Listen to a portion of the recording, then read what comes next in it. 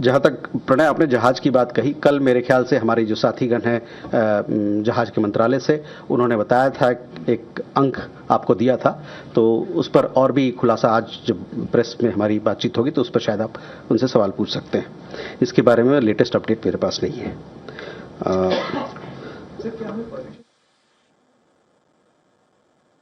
देखिए, हमने जो हमारी बातचीत हुई हमारे विदेश मंत्री और ईरान के विदेश मंत्री के बीच में, उसके बारे में आपको मैंने ब्यौरा दिया और उससे अवगत कराया, तो मैं उससे ज़्यादा कुछ नहीं कहना चाहता हूँ।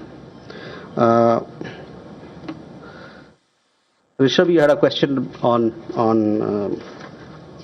Pakistan about the statement that they had made. So on that, I would like to say that we reject such baseless allegations. It has become second nature for Pakistan to blame India for its misdeeds. As a state sponsor of terrorism for decades, Pakistan has zero credibility when it comes to cross-border terrorism. No amount of storytelling is going to alter this reality, nor is anyone fooled by Pakistan's assumed victimhood. Here, you had asked about the conversation between Foreign Minister Lavrov and External Affairs Minister.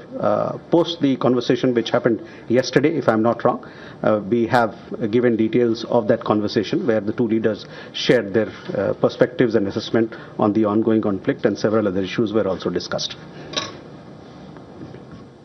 You can go further. Ayushi.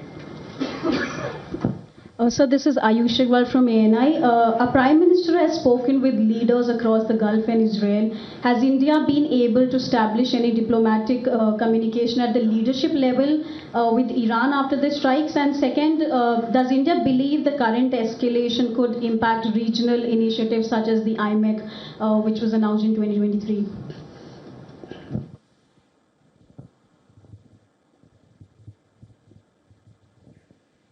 Archis. Sir, Archis Mohan from Business Standard. During COVID, we had been extremely generous with our smaller neighbors in helping them out. In the context of the conflict in West Asia, have there been any requests from India's smaller neighbors, whether Bangladesh or Nepal, both in terms of evacuating their citizens or ensuring their respective energy security? Thank you.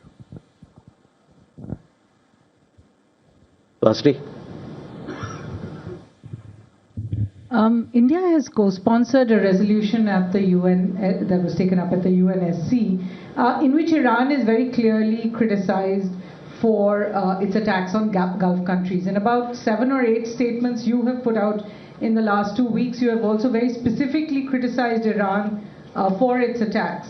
We haven't, however, seen any comments from the Indian government on the US-Israel attacks on Iran, on the US bombing of the Iris Dana, and of the US bombing of a school which the US government has now accepted.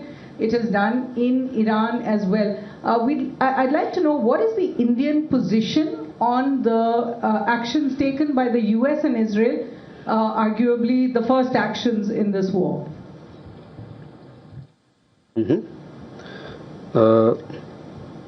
Jessica?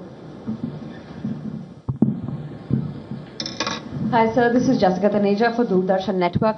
So I have 2 questions.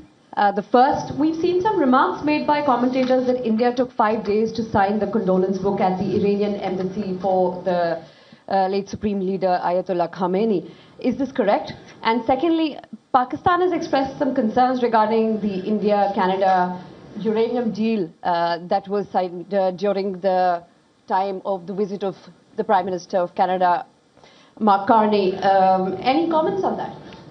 Okay. Krishna Mohan. जो हमारा regional cooperation के तहत जिन countries को हम oil product ये करते export करते हैं, अगर यही स्थिति रहती है तो क्या?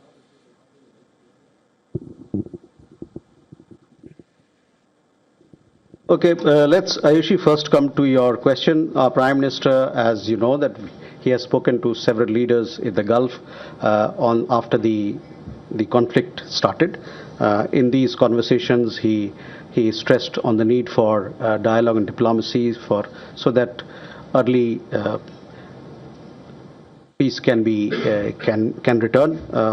He also underlined the need to avoid civilian casualties, and he focused on the priority for protection of civilians.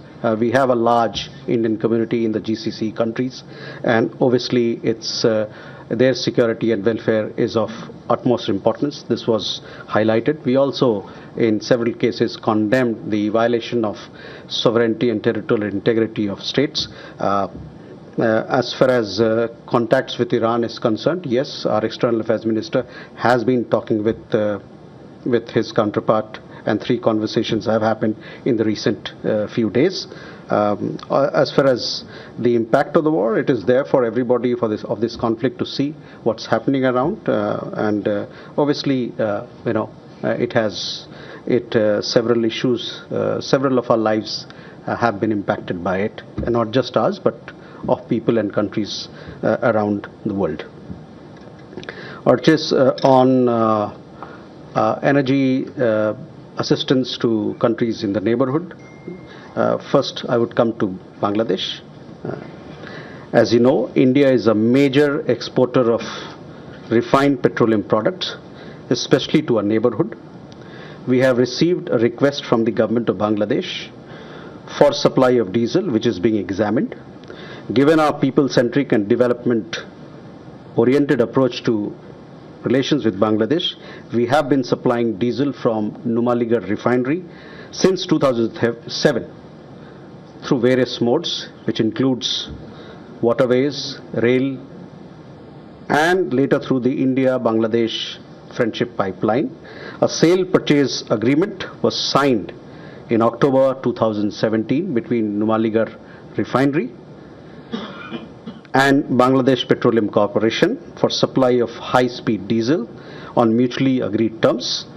It bears mention that whilst diesel exports to Bangladesh have largely continued since 2017, India's refining capacity, our own requirements, and diesel availability will be factored in while taking decisions.